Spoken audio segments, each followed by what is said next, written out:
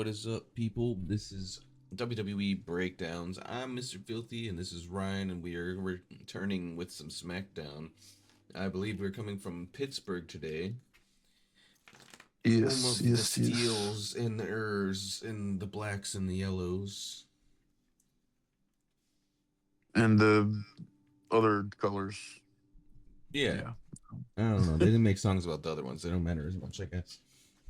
Yeah, I guess not. They just said, hey, the Steelers are in attendance because we complain about not being able to sell tickets, but we also give half our tickets away to the celebrities on football teams. Hmm. Great. Anyway, we're kicking the show off with Randy Orton. Uh, why are we kicking the show off with Randy Orton? Because Randy Orton wants to talk about Cody Rhodes and what Cody said to him last week. Like, he needs to be the best version of himself and to listen to the voices in his head. But apparently, Randy shut those voices out a long time ago, and he's just been thinking about his 15th world title. Hmm. Now, I'm not going to say that he's wrong because when's the last time we saw Randy Orton punt kick somebody? Right. It's been quite some time now. I guess the last time we got it was during the pandemic era. Every time they like darkened the arena and made us think that he kicked somebody, but Hmm. Shawn Michaels definitely no sold that kick that one time, but that's okay. So obviously continuing with the heel thing because he realized too many people are cheering for me. He says that everyone else's voice is the problem as he like points at the fans. Right. And he said there's one person outside his head that he's listening to. And I believe this is where we're about to get who was on the phone call, and we get freaking Matt Cordona interrupting the promo. Matt, you already got your ass beat last week. Why are you gonna come and get your Yes. ass beat again? Seriously, I get it. You want to prove to your wife back there in the wheelchair that you're a man, but sir, I wanted to know who's on the damn phone call more than I want to see you get your ass kicked again. Let's be real, Matt. If Randy wanted your wife, he could have her. It's true. And it was funny because as he was coming out, you just hear Randy say, "Hey, you want me to break your other arm? You're lucky you still work here." And I was like, "Damn, that's savagery right there." Randy Orton's gonna break his other arm, and he's like, "Yeah, you're lucky you still got a job here, bitch." He's like, maybe I'll break your fucking leg this time. He literally comes in the ring and just hits Orton over the head with a microphone immediately. No, like, no cap, no warning, no promo, just instant in the head. And Randy like rolls out the ring and sells it for probably a lot longer than he should. Fair. Like, it was a microphone, not a baseball bat. Yeah, like, He- I'm just saying. He's bald. It hurts more. I mean, maybe. I mean, I wouldn't know, but maybe. I don't know. He said, my raw scalp. My- it's the age. Everything's more brittle. Um, Then we see Trick Williams backstage, I believe was next, with his. He was talking to Nick Aldis, and Nick Aldis tells him, "I'm impressed with you, Trick, and you're getting a match at WrestleMania." Now, before I get to, we're going to talk about who he faces later in the night, right? But what match would Trick Williams possibly have at WrestleMania? I was gonna say Jelly That Roll, but then they have that match tonight, so it's like, what the fuck's the point? And another one. yeah, like I'm sorry, but these 11 Peppa Steppers are not constituting or resonating with me. Maybe they are with other people. I just think it's annoying. I could be wrong. I don't know. Oh, you said Trick Wilson, not Trick. I thought you said Kit Williams. They need to vary up the fucking names a bit. They're getting me confused. A little Oh, too similar. Trick Williams. Sorry if I did pronounce it wrong. I No, you apologize. probably did. My brain just heard Kit because I fucking hate him so much. We can talk about your hatred for him in a little bit here. We'll be getting there. I never thought I'd say this, but there's a person I hate more than Trick Williams. It's Kit Williams. Or Wilson. Wilson, that one. It's not even Williams. Too many fucking W's, too Wilson, many tricks, too many kits. Oh you're my getting god. you're getting PTSD from his last name, all right?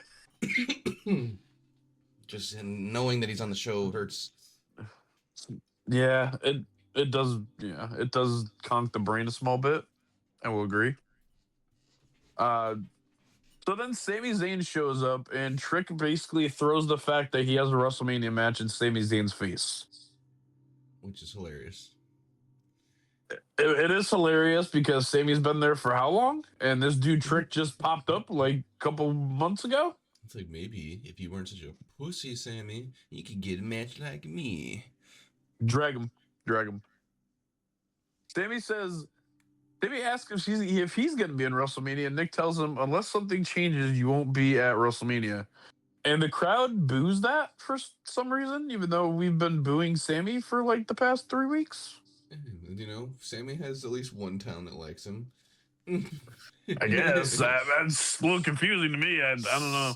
Someone's got to like him, right? So Sammy like walks away, but then like he gets like a creepy like smile on his face and like starts pointing.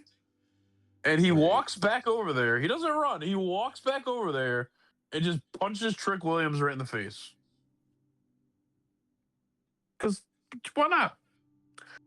And he tells Nick, I will have a match at WrestleMania. Just you watch.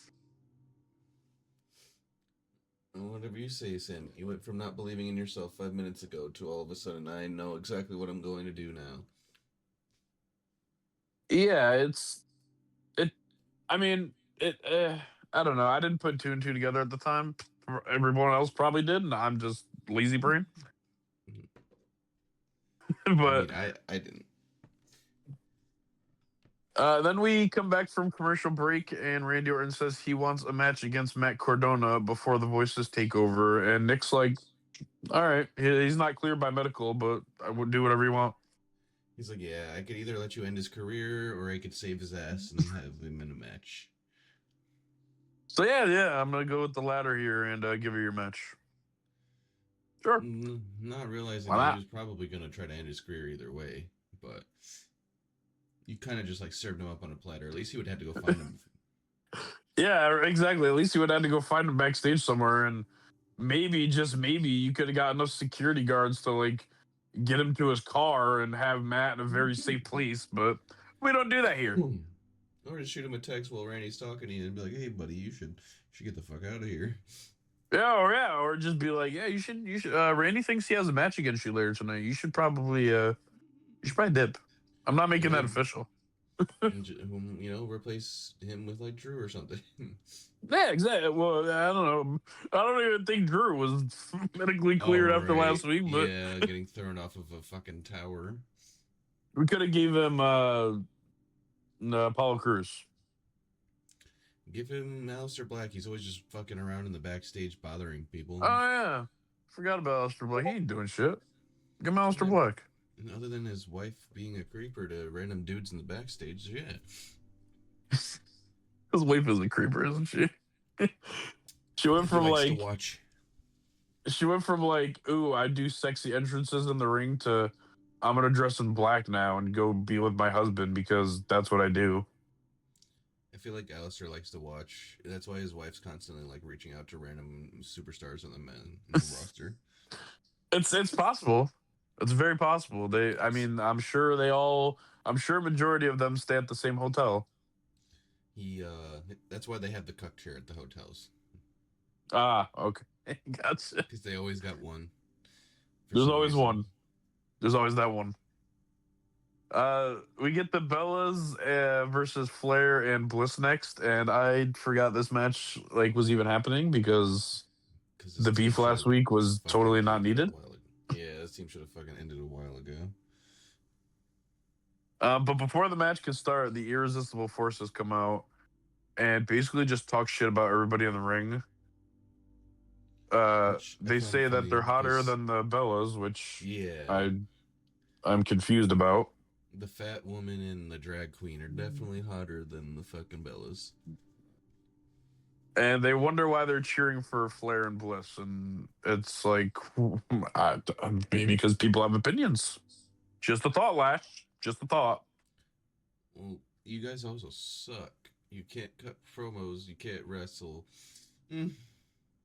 And they basically say that they're gonna come out and watch this match because these two teams are fighting for what they have, and it's like, isn't every woman in a tag team fighting for what you have? You didn't watch the other matches, did you? Right. So yeah, the match starts, and it's a fine match. It's four of I would dare I say four of WWE's best, maybe really just two of the best, fighting a tag team of twins. I guess we can go with that.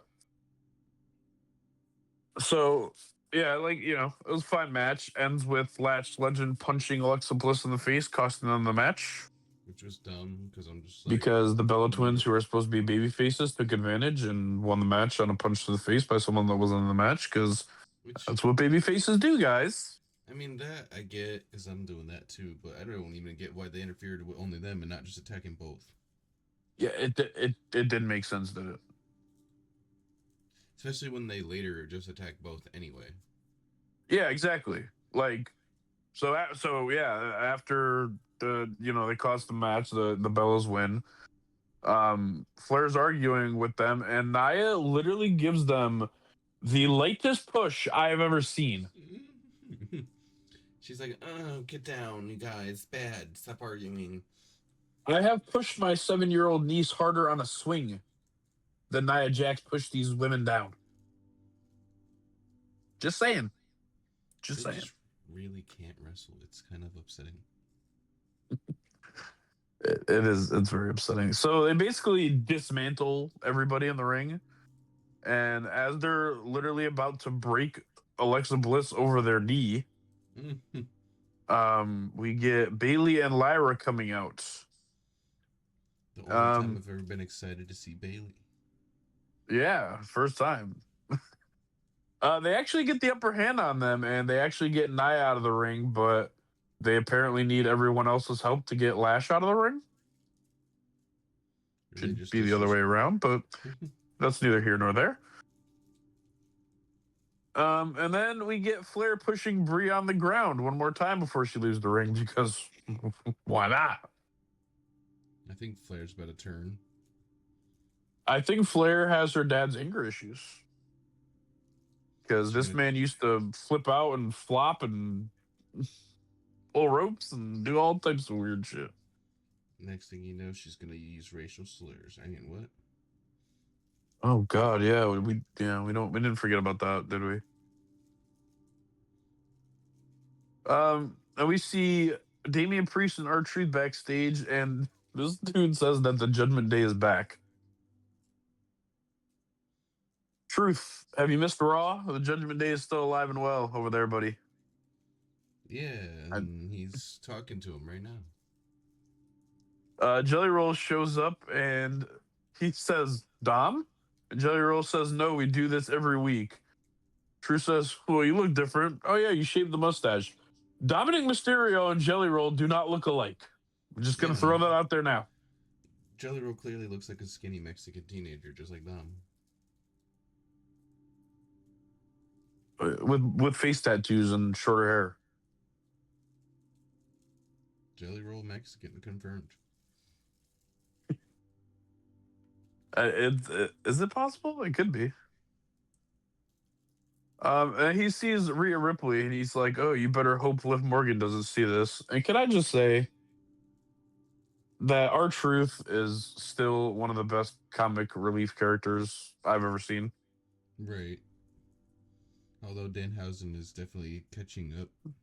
Oh, definitely. Jelly Roll hypes up Rhea for her Mania match, and when Jelly Roll goes to leave, Truth chases after him, calling him Dom. And Rhea congratulates Priest for winning the tag title because R-Truth ran off, so she couldn't confront both of them, or congrats both of them. So I guess just Priest gonna get the to the victor the spoils. Flair and Bliss backstage telling the Bellas that they couldn't win without help, which is fair. Yeah. And the Bellas clap back with, "We came back to be tag team champions." I know Yes. they're gonna do that too. I really don't want to see that. I mean, I don't know when it's gonna happen. I know on Raw in Madison Square Garden on Monday, the Irresistible Forces are defending against Bailey and Lyra, so we'll see.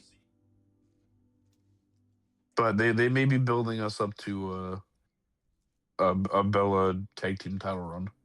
They're at least not doing it right away, which I thought they were gonna do. So I'll take that at least. Which which I will congratulate Triple H on. He knows that when people come back and it's not exactly exciting, that it's best not to just throw the belt at them. Yeah, unless they get a reaction like Punk, they shouldn't get the title. Because if this was Vince McMahon's storylines, they would already won the titles. As soon as Brie came back, they would have been champion. They would have won the elimination, or one of them would have won the elimination chamber. Yeah, actually, Nikki would probably be women's world champion. She probably would have took it from Vaquer. Fair point. Just girls with big boobs, man. That's all this. They're not even real boobs. Yeah, that is the unfortunate part. At least Stephanie's look Um, real. yeah. Well, speaking of things that are real, we get Rhea Ripley in the ring, and she says she didn't expect Me Chin and B-Fab to be so desperate to stoop to her level, but Right. she's ready to play that game because it's WrestleMania season. No shit makes no sense. It doesn't make any sense because Michin and BFAB were, I'm pretty sure, got injured by her. At least BFAB did, and then we're literally antagonizing her every week with the kendo stick, and then they're just like, yeah, it's like, or we're friends. So Rhea calls them out, and we get a little explanation as to why, even though it's completely BS because this is how booking works. Yeah, Michin and BFAB, they yeah, basically they said like, "Oh, we're aligning with power," and I'm like, that makes no sense though because like they're like she has a title and the power. I'm like, but if your goal is to get the title and the power, wouldn't you be beating her up right now then? exactly.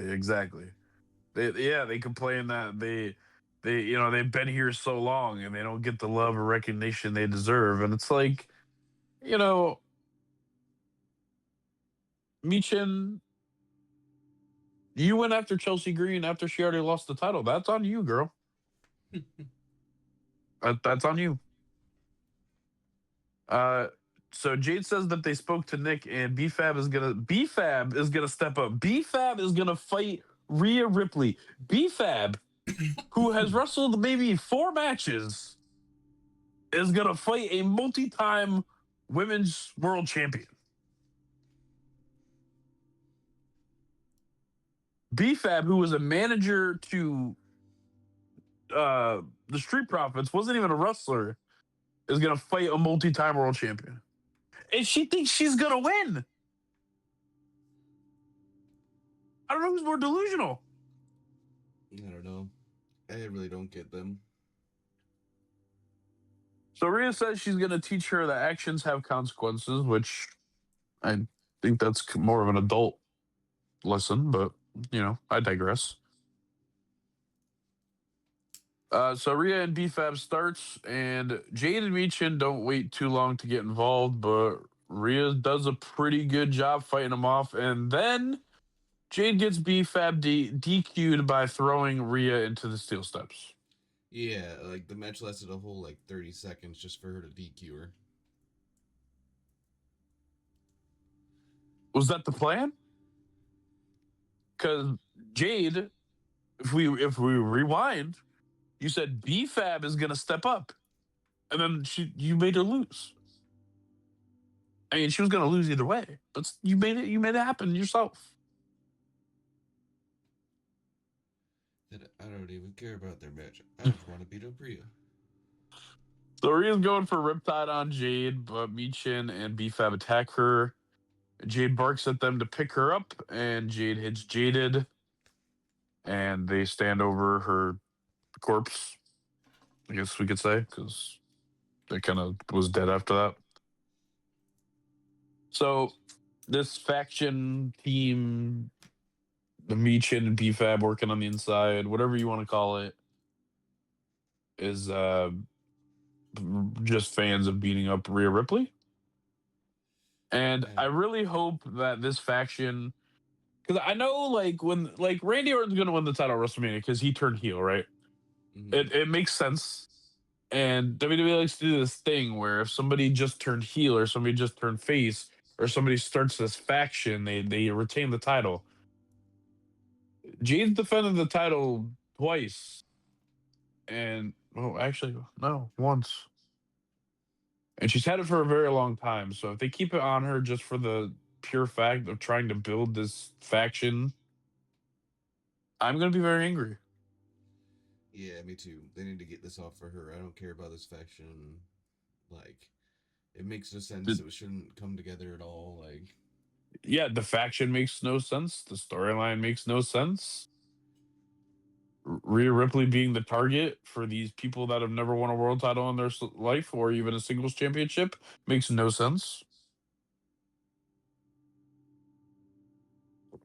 Then we get a backstage segment where Kit Wilson is telling The Miz, hey, it worked last week, so it's going to be great having you in your corner. Then they show The Miz, and Miz looks like he hasn't slept in, 5 days. Man looks awful. Clearly affected by the curse, saying, I believe he dropped his phone in the toilet. There was a couple other things that I don't really remember exactly, but I know one was that he stepped in gum on his nice shoes. Yeah. He dropped his phone in the toilet. And apparently Pittsburgh doesn't have any disinfectors, so he can't clean or get his phone. Because I guess Pennsylvania doesn't believe in hand sanitizer or spray, according to The Miz. From Pittsburgh? What? Is the Miz from Pittsburgh? Or no, he's from Cleveland, right? Yeah, he's from Cleveland. Okay. Residing in Hollywood, California, but from Cleveland, yes. From Ohio. So Danhausen pops up and he asks Kit what he has that he doesn't. He's got the moves, he's got the machismo, he's got this, he's got that. Next thing, and Kit says, "Well, I'm good looking and you're not," basically. And he goes to call him toxic, but Danhausen says, "Shush, you are cursed." So now Kit Wilson's cursed. Kit, you did it yourself, pal. You did it yourself. Yeah, and that might be why later what happens, because I was surprised by the winner of it. So, yep. So next up is actually Jelly Roll and Kit Wilson, and Jelly Roll didn't start off too great, but he does start to kind of fight back, build some momentum, and I guess I should tell you that Kit Wilson read him a poem before the match started, and it wasn't even. It was so bad that I don't even want to include it here. Right. If you really want to hear it, it's just, it wasn't even long. It was maybe 30 seconds. But the reason I want to bring it up is because Jelly Roll actually does try to hit him with the book during the match, even though he doesn't get hit with it. He actually moves. I'm surprised by that because he's probably the type to be like, "Oh, you shouldn't attack people with stuff in a match with it," and it's gonna grab the book. It was a hardcover book too. That shit would have hurt. Things hurt. Everybody had a head with a book. So Jelly Roll actually wins the match off a choke slam because I guess nobody likes Kit Wilson or expected him to win, even though I think a lot of people expected him to win. And yeah, that was pretty much that. Just, he won, and then we get a segment with Solo Sikoa. Solo apologizes for how he acted, and he says, "But you know who wouldn't have apologized?" He walks over to Tama Tonga, and he says, "Roman Reigns wouldn't have apologized."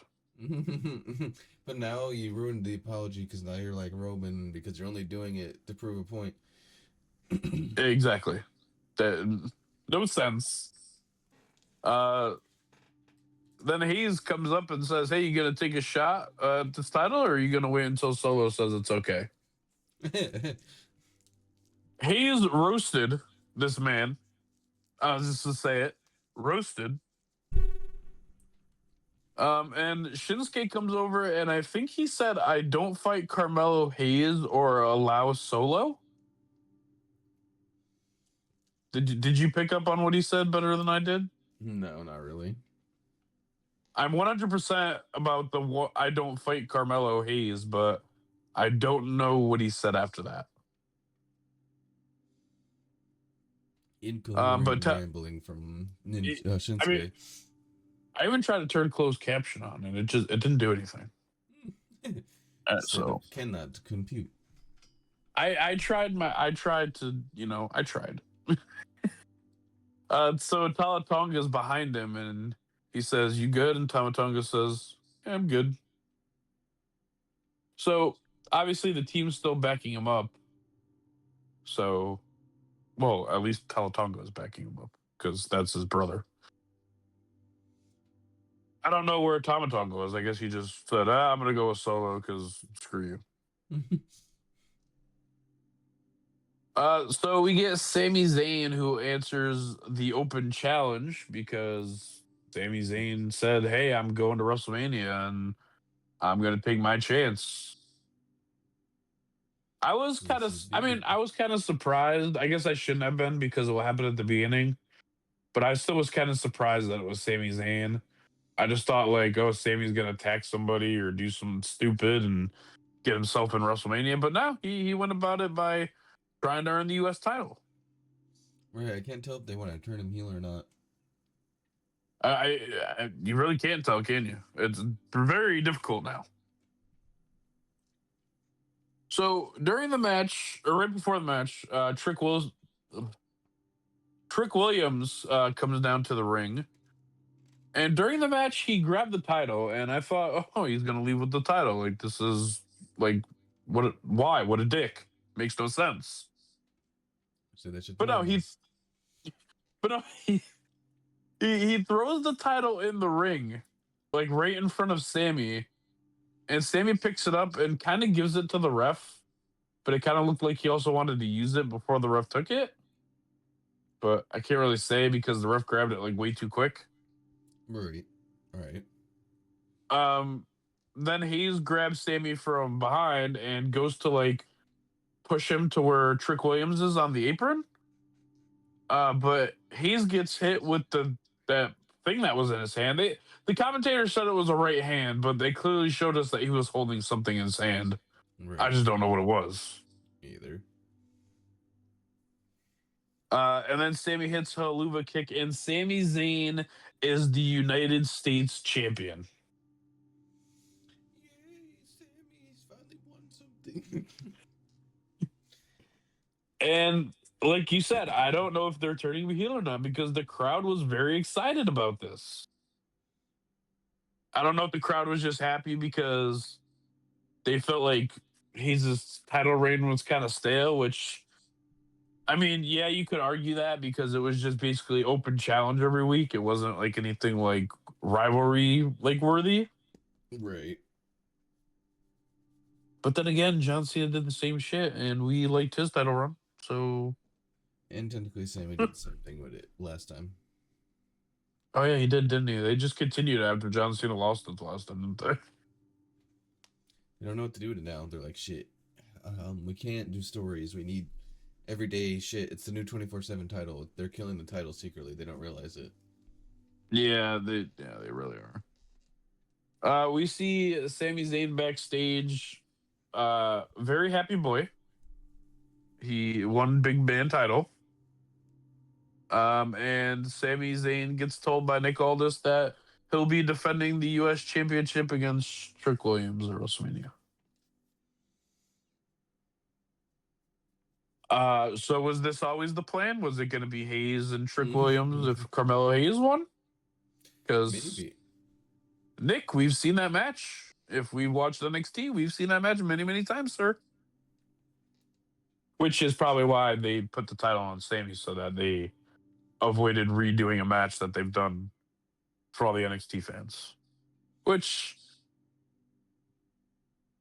I guess Sammy does deserve a WrestleMania spot more than Carmelo Hayes. Because, Sammy's been there a long time. I feel like maybe that's what they've been building with like him and Trick this whole time, maybe. But then it's like it seems like Trick intentionally set Sammy up for a win. So it's like, do you think Sammy can't beat him or something? Yeah, it did kind of seem like that. And if they were building up to that, what the hell was with him crashing out all the weeks before that? Back when Cody was still like trying to calm him down and everything. Doesn't make any sense. Yeah, this one's a bit of a flop. Maybe we'll get some more story, or maybe they can, bring it around through at the end there. We'll have to wait and see. Bring it around town. Around town. And then you do this. Now we get to probably one of the best promos of the night. We get Fatu coming out to the ring and basically telling Drew McIntyre, who's not out there, to clarify, that pulling me through a car window and slamming me on a car and throwing me off the side of the building will hold me down. It was a moderate inconvenience. Apparently so. Apparently, Fatu had a badass shirt on. We got to talk about that for a second. It said, basically said, like, there was an F. It, like, spelled out his name. There was an F that was just blank, and then it said around, and I think it said try us for the rest of his name, which I like the shirt. Because we all know what the F stands for. They just couldn't put it on there because marketing. Right. Solo clearly has some sort of rib injury because as he's like, doing his little head bangs and stuff over there, he kind of winces a little bit and holds his stomach. But he says as long as he's standing every week, he's going to dog walk Drew McIntyre's punk ass. I tend to believe him when he says that. I intend to as well. Drew comes out, and Drew is just a broken man. He's got tape on his wrists, on his elbow, and he sounds like someone punched him in the throat. Oh, but Drew, why you such a bitch? You only fell off of like a 2-story building, bro. Just get back up and like walk it off. Yeah, like you're good, bro. You're good. And Drew says that he didn't, he's like, I didn't start this, man. You started this because you accused me of a crime I didn't commit. He says, you're straight guilty. You're a criminal because you stole everything from me. And Drew is, I don't know what to call him for this, but he literally looks at him and he's like, look, I mean this from the bottom of my heart. He says, screw your damn kids. I mean, if there was... What? Watch all the babies freaking be like, oh, he went too far. You're not supposed to talk about people's kids, blah, blah, blah, blah, blah. If there was a time to be injured and not talk shit by someone who can clearly kick your ass, it's probably now. And Drew said, no, I'm going to do it anyway. This is true. So Nick Aldis comes out and he's like, medical won't let you guys fight. So, you'll probably be healed by, sometime late, mid-April, say WrestleMania. But WWE's not going to be liable for your match. And it's going to be no DQ and no count out. And, it's going to be SummerSlam 2002 all over again. Triple H, Shawn Michaels, because their match is going to be unsanctioned. And you know what? I kind of like this. Yeah, me too. It's fun because if there's anyone that knows how to use weapons and cause chaos, and it's going to be a match that can't be stopped unless there's an actual winner, it's these two. Jacob Fatu and Drew McIntyre in a unsanctioned match where they can do anything to anybody, but there has to be a winner is probably gonna be the best WrestleMania match. I wonder how long they're gonna go with this one, like this match. I don't know. It's hard to say because with WrestleMania being so long, but also having so many matches, I mean, there's a lot they could do. I feel like they should But give them like a good portion of the like spot. Like I feel like it should be like almost like a third of the main event, or not main event, like the co-main event. yeah, I don't think it should be longer than the main event just because, that's the main event. But I feel like it should be only a few minutes, maybe shorter. It shouldn't be, well, I don't know. We saw from And it Randy Orton tonight. It was kind of crazy. and it depends which one's gonna be the main event for that night. Yeah, it all depends what night it's happening. Until we get confirmation on what nights, which we'll probably get in the next couple of weeks here, we'll put this question on hold right now. Oh, and then poor Jelly Roll. Poor Jelly Roll's talking to Matt Cordona backstage and says he's sorry that Randy isn't the Randy that we know. Oh, shut up, bitch! You just got here. You don't know Randy. Jelly Roll, did you watch SmackDown last week? Because Cody asked for this Randy. Right. And if you're friends with Cody, then you should be all for this. This is what This Cody is wanted. what we all need from Randy. And then Matt tells a really funny joke by saying that he wants to kick Randy Orton's ass later, so Cody better not get involved. And, yeah, we'll see how that goes. Alistair Black says, "What if I left Randy Orton alone and there would be no voices and there would be a chance, but now it's over?" What is over exactly? Alistair, Nobody you knows. you sat there and you were a douche to Orton for like 2 weeks. And then he whipped your ass, and then you were just like, all right, I'm gonna back off because that's what I don't want that. I don't want that smoke. Not sure what he expected to happen, to be honest. I'm not sure. We get Chelsea Green trying to apologize to Tiffany Stratton. Tiffany Stratton puts her leg on the wheelchair and goes to push her. She's like, "No, I can help you." She should have just pushed her. I don't care that Alba Fire was behind the wheelchair. Just do it. Just do it. Runs her over. She tells her, "I was a two-time U.S. champ, and I can help you with your match against Julia later." And Tiffany tells her, "Well, if you were a two-time champion, that means you lost it twice. So, good." Well, I mean, speaking of people who lose championships, Tiffany, I don't know if you're the one who should be talking right now. Yeah, I mean, you also lost the title and didn't win it back. So you are, Or one time didn't even get the two. yeah, you're a one-time women's champion, one-time Money in the Bank winner. You have no twos anywhere. At least she got her shit back.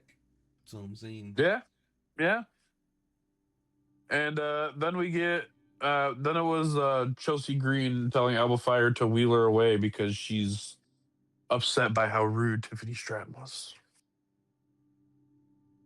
And speaking of Tiffany Stratton, Titties. uh, she is fighting Women's United States Champion Julia right now, and this match was fine. I mean, it wasn't good. It It was was boring. I don't know. yeah. It But was kind of like that filler match that they have to put in because they need to fill time because something ran too short. and I even feel like the crowd didn't care because they were mostly quiet during the match. I feel like, and then at the end when, what's her face or whoever gets the victory. I don't know if we got to that point yet, but like Yeah, we'll get there it in a minute. was it was Yeah. just a very dead crowd, just completely like just no one even cheering. There's one guy like booing, I think, in the background, and then everyone else was just sitting there like looking at each other like, "What is? Do I The cheer? Do I boo? I don't really fucking care about this match." that one guy was trying to start a trend, and everybody was just like, "Yeah, no."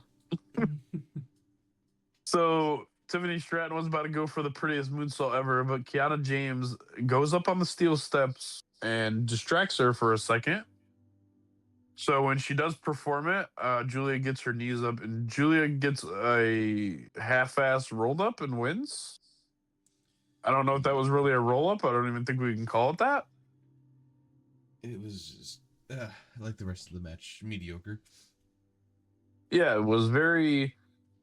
It's sad because this is a champion versus a former champion, and it wasn't there. It's I don't know if they're gonna put Tiffany Stratton against Julia for the U.S. title, but if they are, do better, please. If you're gonna do it again, do better. I think they just specifically don't care about her, and I don't know why she even has the title. They gave it back to her, right? They had her win it back from I think it was Chelsea Green, and it's like, yeah, we don't know what to do with it though, so just hold on to that for now. Like she doesn't defend it, so I don't know. Yeah, this whole thing is just kind of off. Yeah. We see Bailey and Lyra backstage, and they're asked why they came to SmackDown, and they said that they came to prove that they were a big threat to the tag team championships. And Bailey basically says, on Monday at Madison Square Garden, we're going to win the championships. Yes, Bailey. Lyra already covered that. Thank you. We got it. You didn't need to say that. Right. We see Randy Orton on the phone call again, and this dude's got a very brand new iPhone 17 with 3 cameras, it looks like. So good for you, Randy. You're making money.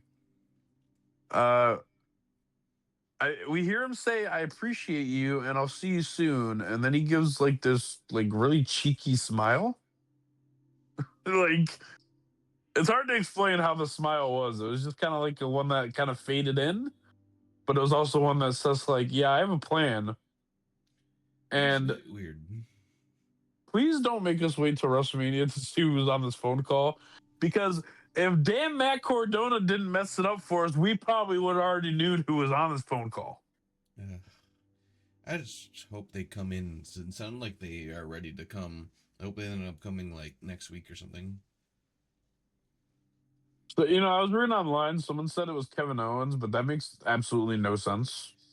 They said a lot of people. I seen like a list of people. People were like, which one out of which person do you think is gonna be?" And it was like a literal list of people who didn't have a royal family at all, or not royal family, but like historical family in WWE, and that's what he was talking about. So I'm like, if y'all listen to the promo at all, you'd know none of these people actually make any sense. Yeah. And, it really begs the question on, like, who could it be that would want to help Randy Orton with Cody Rhodes that is part of the royal family? Or The a royal Rock. family, I should say. Sorry. The The Rock? Rock. It's Rikishi. I fucking can't. He's mad about Jey Uso. I did it for The Rock. I mean, he actually is very angry about Jey Uso. Your He's son is like kind he's of always on mid. his Yeah, I mean, he's always on his pod talking about how his kids should be have better opportunities and stuff. I mean, they've been given, or at least one of them has been given pretty much everything. I'm pretty sure they're defending the tag titles against Division on Monday. If I'm not wrong. He thinks So, both of his kids should be like 10-time champions right now. which is funny because Rikishi had a lot of shots at the WWE title when he was in the company and never won any of them. He was Intercontinental Champion a couple times, but he was never WWE Champion. So, don't put your kids above your Rikishi. Sorry. Anyway, so Randy Orton and Matt Cardona is up next. Actually got sanctioned and approved by, I guess, medical and Nick Aldis. Nick's just a Or Nick doctor. Ald or Nick Aldis just slipped the trainer like $500 and was just like, hey, just say he's fine. Because bribery will not get you fired. Listen, Bribing people is good for you unless you're Vince McMahon. that is true. Because then it just comes back to bite you in the ass. So Randy Orton spends the whole beginning of the match attacking his broken wrist at the announcer table. And he threw Wade Barrett's chair basically at Wade Barrett, and that was just not okay. I think out of all the attacks and heinous things that Randy Orton has done as a heel, that was the worst. That chair could have injured Wade Barrett. As it should. Randy, I know you have some history with him, man, but he's not in the ring. He's not a wrestler. Can't be doing this. He's bringing Barrett back. Yeah. Yeah, Barrett's the one on the phone call. He's just out there at the commentary table, just like, yeah, I got it, Randy. I got it. I can't let anyone see me. I'm underneath the table right now. I said I was tying my shoe. Then Randy starts attacking it on the steps. Then he rips the cast off and he hits it on the ring post. So Randy Orton's theme during this entire match was just attack the thing that I already broke last time I saw him.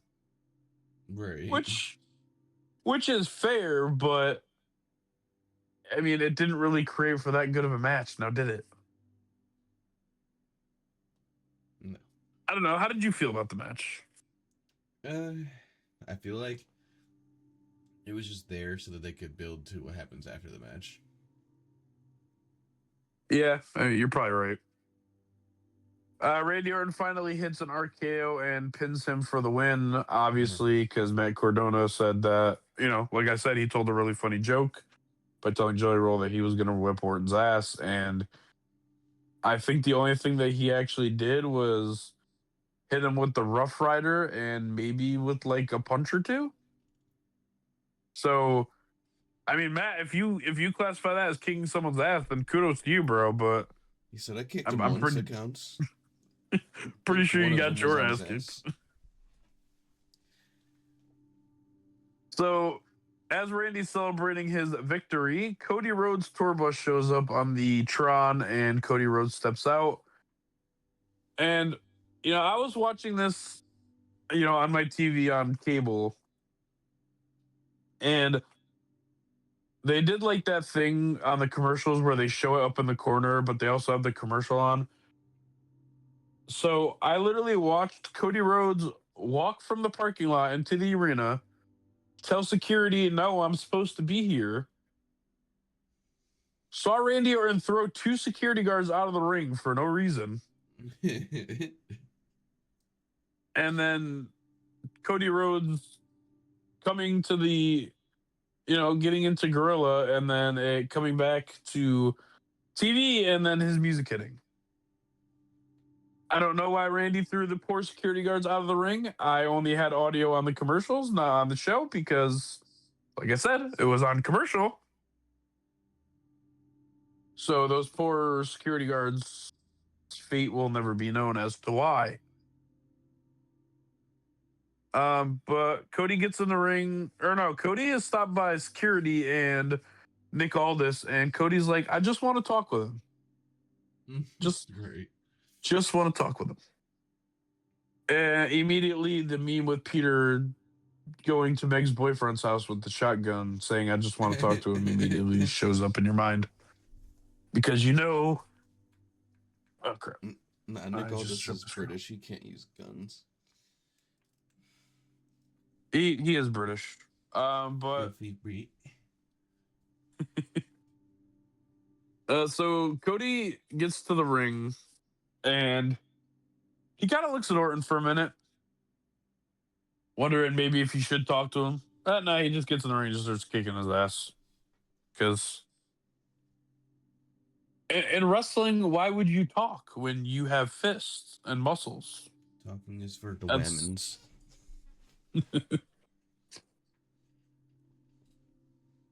so security tries to stop them, and I swear to God, this is the worst security I have ever seen in my life. Now, they did get better later, but at first, these guys did absolutely nothing to stop them from fighting. And I get like, security guards are like, haha, they're jokes, like they can't do shit, but like these guys didn't even try. So Randy's outside the ring, Cody's inside the ring, and they start attacking referees and security guards. Randy Orton literally just chucked the referee over the table. I that's a fine if I've seen one. The whole thing's very expensive. Well, what is it for attacking a ref? $5,000? I'm not sure. Not, And then maybe not, different. No. yeah, I don't know. It was something crazy. So they both get back in the ring, and they're being restrained again by the remaining security, and Kenny Dykstra was out there, Jason Jordan, Jamie Noble. I could go on and on. Jelly Roll comes out to the ring and asks Randy, "What he's doing, man? Because that's your friend." And then he walks over to Cody, and I'm gotta guess that he said the same thing, but it was hard to hear because they had the camera zoomed out. Randy Orton fights through security and RKO's Jelly Roll, and then just dips. They got Jelly Roll just laying there dead looking. This guy Jelly Roll be taking all the abuse since the moment he's come to this company. But yeah, that's how SmackDown ended with RKO to Jelly Roll. What would you give the rating for the show? Giving it like a 7.5, probably. 7.5. Did you not like the is it the women's matches and the confusing storyline? It really was the Nia Jax shit and like the all that really brought it down a bit. Yeah, I mean, I'd say probably 8. I didn't really, I don't know, the Tiffany Stratton and Julia match was enough to bring it down that much just for me personally. Yeah, that and the Um, Nia Jax and Lash Legend shit with me, it was like those two combined. I'm just like, it's a 7.5. It's not bad, but like it's not higher than it's like I feel like it's almost 8, but because of that, like they're just so boring. They're so bad. Then the awful lazy push that Nia gave was just like I said, man, I pushed my knees harder on the swing. it's all Nia's fault basically. Okay, I'm fair with blaming Naya because, well, a lot of things are her fault, so it's fair enough. Definitely fair enough. Um, did real quick want to talk about the direction that they're going with Randy Orton. Mm. Um, so him basically attacking the injured part of like his body during the whole match.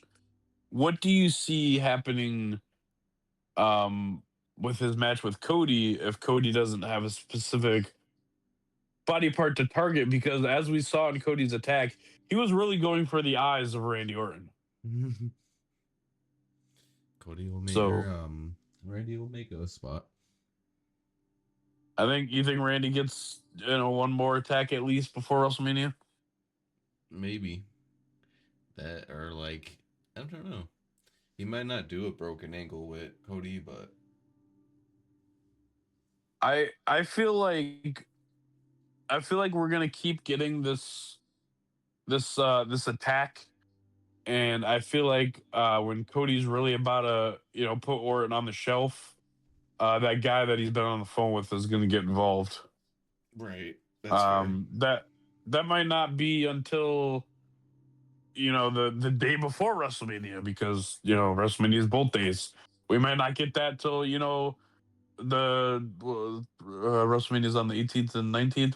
We might get that on the 17th. I don't know. I hope not, because that doesn't really give you enough time to resonate and digest that Randy Orton's aligned with this guy, whoever it may be, because I honestly have no idea who it could be.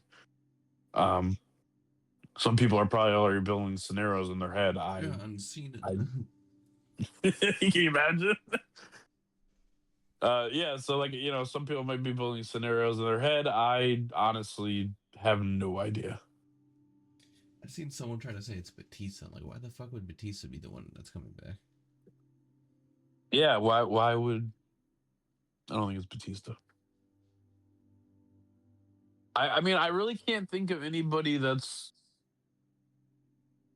I mean I really can't think of anybody that would make sense. Like I'd They say, oh, showed Braun Breaker, but Braun Breaker's coming back to kick, Rollins, not Cody. they showed Flair, but I'm like, why would you want to bring back like an 80-year-old man? Yeah, I mean it would make sense for a manager storyline, but like I said, I think that this guy is gonna save Randy Orton from being, put out by Cody Rhodes, because that just makes sense. Honestly, that just makes sense. Yeah, I would have to agree.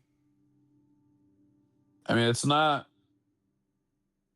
going to be anyone in Matt Cordona's family, and Chelsea Green didn't seem to care that he was broken. Well, I mean, they're broken together actually, because Chelsea's in her wheelchair. They're broken Right. together. They're taking a little time off now. I mean, Matt just came back. Does he really need time off? Yeah, he's tired. 2 days is a lot. Oh yeah, that's right. I forgot. It's too much for an indie wrestler. He said, I used to go to AEW. We didn't wrestle. Was Matt Cardona in AEW? No, I don't know. I was just throwing out one of them. Well, I guess AEW is kind of like the Indies, except they have a TD deal. That's the only difference. Everybody just wants to come back to WWE or make it somewhere else. All this. But anyway, that's all I got. In case you have anything you want to add. No, I think that's about it. If you guys did like and enjoy, please leave a subscribe, a like, or a comment. Let us know what you think. Disagree about any of our takes, let us know, and we will see you in the next one. Deuces. Peace.